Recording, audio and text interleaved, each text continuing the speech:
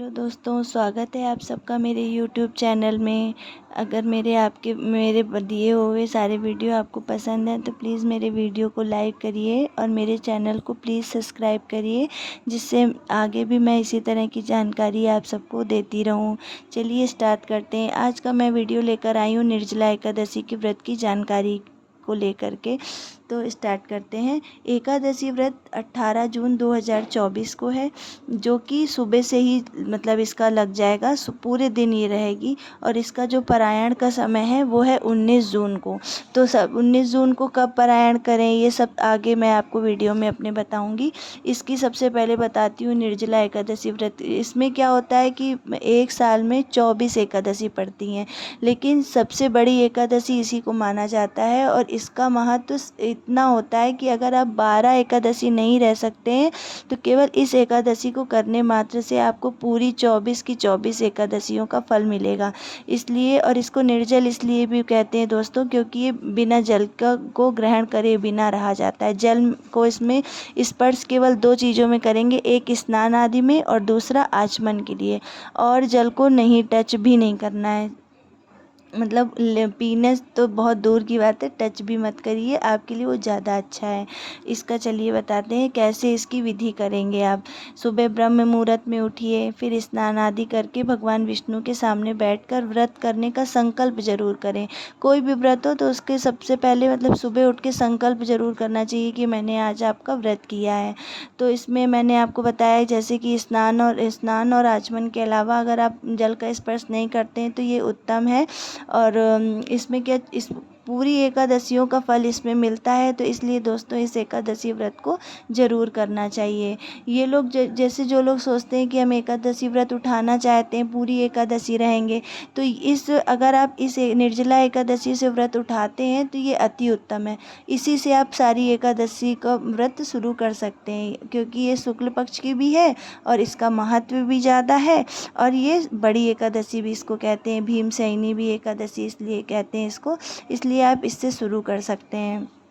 निर्जला एकादशी केवल व्रत ही नहीं होती, ये एक तपस्या है। एक मतलब कलयुग में एक ये दिया गया है कि इस एक तपस्या, एक व्रत करने से आपको बहुत सारे पुण्यों की प्राप्ति होती है। जैसे कि मेन क्या, इसमें धर्म, अर्थ, काम और मोक्ष की प्राप्ति होती है। और इससे सुखद जीवन और स्वास्थ्य का वरदान मिलता है। और आपकी जितनी भी मनोकामनाएं सिर्फ इस एकादशी रखने मात्र से वो सब पूरी होती हैं। इसमें दान का भी बहुत महत्व दिया गया है। इसमें जल पीते तो नहीं है, लेकिन इसमें जल का दान जरूर करना चाहिए। अगर जितने आप प्याऊ बनवाओ, मटके को दान करो, पंखा दान करो, जल दान करो। इस दिन आप लोग जितने ज़्यादा से ज़्यादा पंखा है, चीनी, शरबत, जूते, छाते, अन्न, वस्त्र और जल का दान करते हैं उतना ही आपको पुण्य मिलता है। इसलिए इन चीज़ों का दान अवश्य करना चाहिए। और जल का महत्व जो है वो बहुत ज़्यादा बताया गया है कि जल आप जितने ज़्यादा प्यासे लोगों को जल पिलाएं उतना ही आपको फल मिलेगा। और अब बताते हूँ मैं आपको कि क्या क्या सामग्री विष्णु भगवान को समर्पित करेंगे। जैसे कि विष्णु भगवान को सबसे प्रिय है तुलसी दल। तो तुलसी दल उस दिन मंगलवार भी है और एकादशी भी है, तो आप लोग उस दिन नहीं तोड़ेंगे उसको। याद से 17 जून सोमवार वाले दिन आप लोग तोड़ करके उसको रख लीजिए। वही तुलसी दल आप लोग मंगलवार को एकादशी वाले दिन भगवान विष्णु को समर्पित करेंगे। और पंचामृत बना करके, पंचामृत में दूध, दही, घी, चीनी और शहद, इन 5 चीज़ों से मिलकर के बनता है। ये आप लोग इनसे ज़रूर बनाइए पंचामृत, और उसमें तुलसी दल डाल करके भगवान को ज़रूर अर्पित करें। और कोशिश ये करिए कि पीले फूल भगवान को समर्पित करिए, क्योंकि विष्णु भगवान को पीला रंग बहुत प्रिय है। इसलिए उनको पीले वस्त्र मतलब दीजिए, पीला फूल की माला पहनाइए। और खुद भी पीला वस्त्र पहनना चाहिए सुबह से, और पूजा पूरे टाइम पीला वस्त्र आप पहनिए। पीला वस्त्र पहन कर ही पूजा करिए, बहुत उत्तम होगा।